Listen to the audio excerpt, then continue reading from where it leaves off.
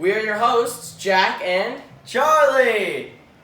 Welcome back to History Heads. We'll start off by answering a few questions sent in by you, the viewers. we have a bunch of crazy stories tonight, so let's get right into it.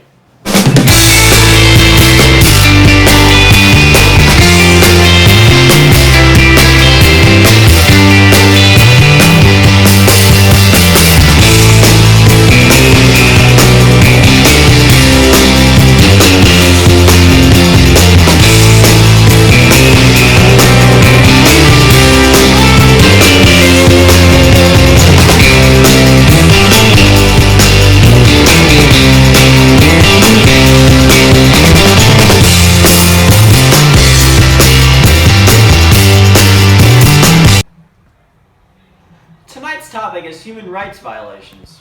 And we have a lot of great questions right here. First question comes from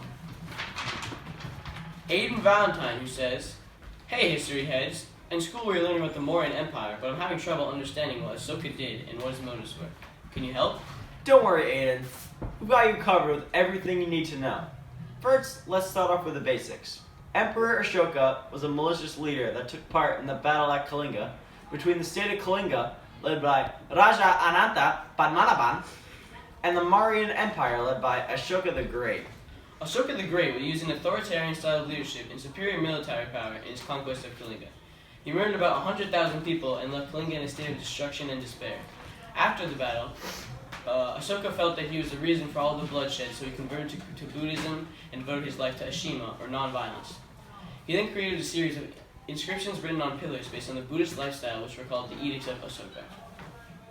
Here for an interview, we have the man himself, Emperor Ashoka!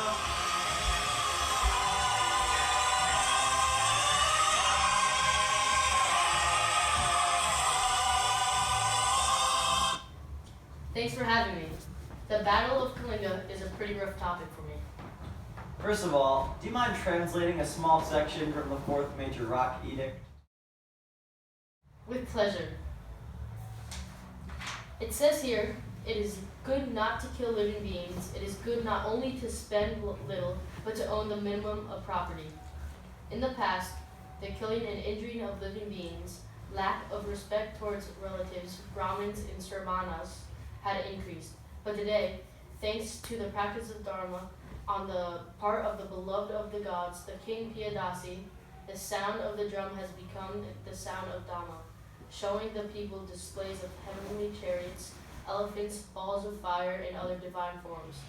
Through his instruction in Dhamma, abstention from killing and non-injury to living beings, defense to the relatives, Brahmins and Sramanas, obedience to mother and father, and obedience to elders have all increased as never before for many centuries. So why did you invade the state of Kalinga in the first place? Well, my grandfather, Chandragupta Maurya, tried to invade the state of Kalinga, but he failed. It was his dream to conquer the state, and I wanted to fulfill it for him. Also, it was the last part of India that I had not conquered. What were the results of the Battle of Kalinga? The disaster in Kalinga was supreme, with around 300,000 casualties. The city devastated and thousands of surviving men, women, and children deported.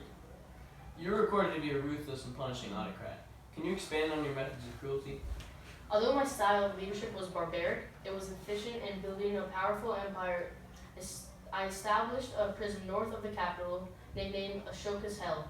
I believe that all prisoners are subject to any kind of torture and should not be able to leave the prison alive. Wow, that's unfortunate. Yes, and I'm sincerely sorry. I don't go a day without regret. Thank you for your time. My pleasure. Time for a break. We'll be right back.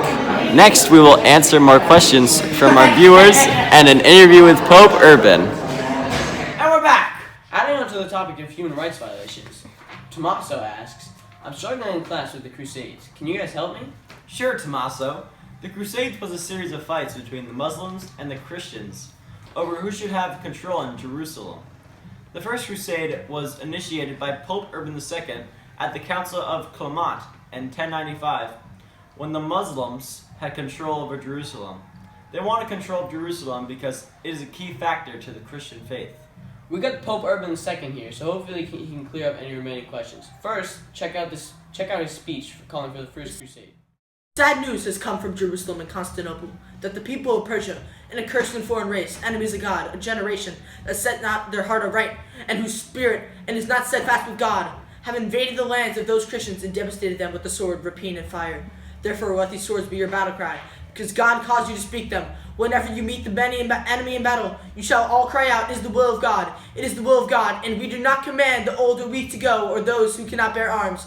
No woman shall go without their husbands or brothers or companions, for such should be a hindrance. Let this be your war cry. Combats, because this word is given to you by God. When an armed attack is made upon the enemy, let this one cry be raised by all the soldiers of God. It is the will of God. It is the will of God. Amen. Pope, thanks for coming. And thanks for having me.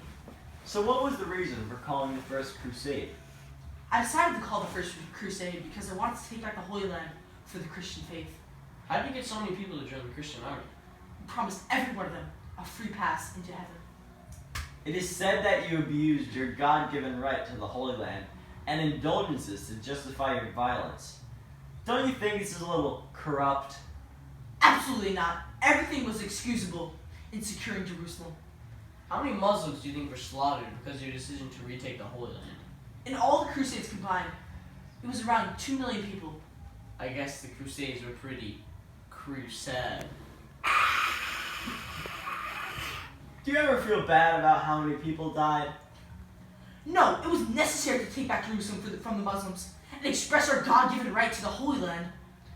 Well, that's all the questions we have. Thanks for coming. Thanks for having me.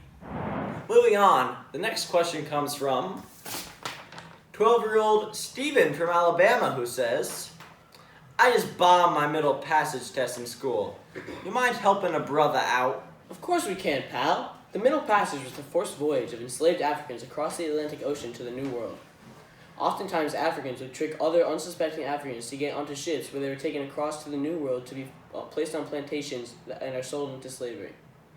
The conditions on the ship were horrific, and passengers often died on the voyage. Alexander Falconbridge, a doctor on the slave ship, described it best in his memoir, An Account of the Slave Trade on the Coast of Africa, where he says, "At the bottom of which they lie, having their hands tied with a kind of wallow twigs, and a strict watch is kept over them. Their usage in other respects, during the time of the passage, which generally lasts several days, is equally cruel. Their allowance of food is so scanty that it is barely sufficient to support nature. They are, besides, much exposed to violent rains, which frequently fall here, being covered only with mats that afford but a slight defense. Not only this, but most of the Africans died of diseases due to the extremely close proximity with one another." An estimated amount of 15% of the slaves died just on the boats. Europeans, as well as some Africans, took and sold Africans like they were property. On the boats, the slaves had no room to go to the bathroom, sleep, or even stand up. Most of the time, slaves would be lying next to slaves who had passed away. Stephen followed up with another question by saying, "All these issues you guys just talked about were from at least 300 years ago. Do similar issues still happen in modern times?" Sadly, yes. Some people still violate others for power and money. This was recently exemplified when Syrian dictator Bashar al-Assad gassed his own people on November 14th, 2018, using tear gas, a chemical weapon that causes severe eye and respiratory pain, skin irritation, bleeding, and even blindness. This gas is so harmful, it was banned from all military warfare after World War I.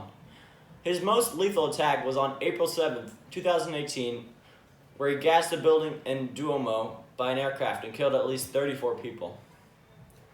Another recent example of this was the consistent arbitrary detentions of those opposing the Cuban government. They silenced activists not in favor of the president and any threatening political opponents. In the detention, the criminals would be tortured and beaten until the government got what they want. Thank you. That's all we got for tonight. See you next time on History Heads!